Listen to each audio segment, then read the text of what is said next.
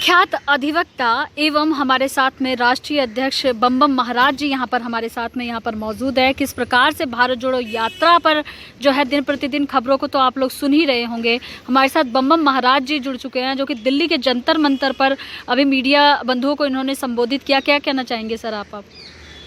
दरअसल में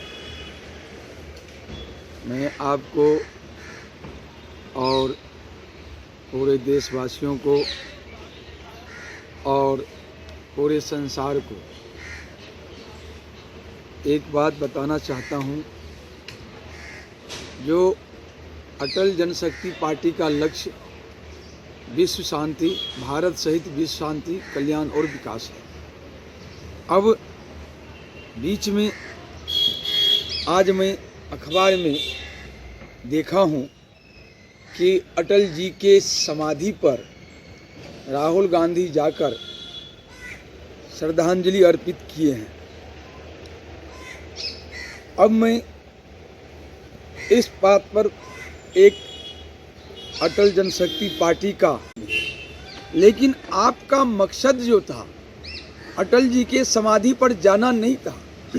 आपका मकसद अटल जी के समाधि पर जाकर देश को गुमराह करना, एक स्वांग रखना, एक षड्यंत्रकारी अपनी तस्वीर पेश करना था और कुछ नहीं था। बम महाराज जी, किसी के श्रद्धांजलि देने को आप इस तरीके से नहीं बोल सकते। दरअसल में आज तक कांग्रेस का 137 साल का इतिहास को देख लीजिए और उस इतिहास में ये अटल जी का या किसी भी देशभक्त का कितना सम्मान किए हैं और अटल जी की समाधि पर आज गए हैं। इससे पहले भी तो जा सकते थे, पिछले वर्षों में भी जा सकते थे। मेन बात यह है, ये परिवार जो है निरा आस्तीन का सांप है इस देश के लिए।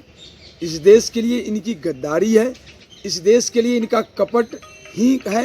ये हमेशा कपट करते हुए आए हुए हैं और ये इस देश के लिए खतरनाक हैं।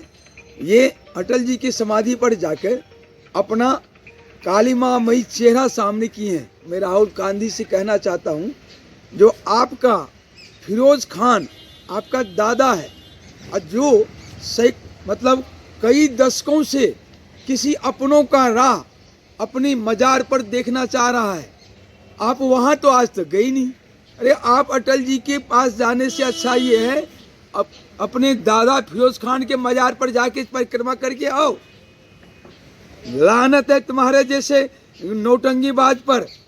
तुम्हारे ऊपर तो इस देश में इतने मुकदमे लदने चाहिए और इतनी जेल में डाल देना चाहिए जो निकलने का, सांस लेने का अवसर नहीं मिलना चाहिए।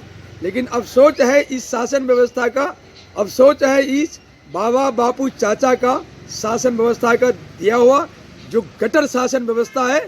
ये तुम्हारी सुरक्षा कवच है। अगर अपनी भारत की अपनी शासन व्यवस्था और या हमारे अटल जनशक्ति पार्टी की सत्ता में आने के बाद शासन व्यवस्था जो बनेगी, उस शासन व्यवस्था में तुम्हें सांस लेना मुश्किल हो जाएगा। या तो सुधर जाओगे या फिर अंदर ही जिंदगी भर तिहाड़ के अंदर बिताओगे पूरे इटालियन परिवार।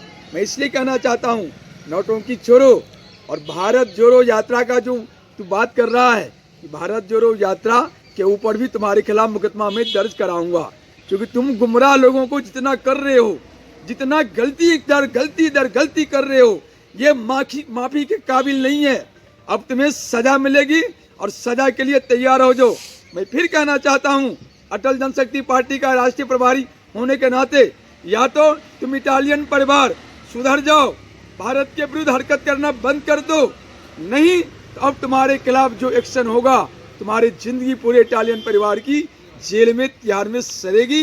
ये मैं अंतिम चेतावनी दे रहा हूँ।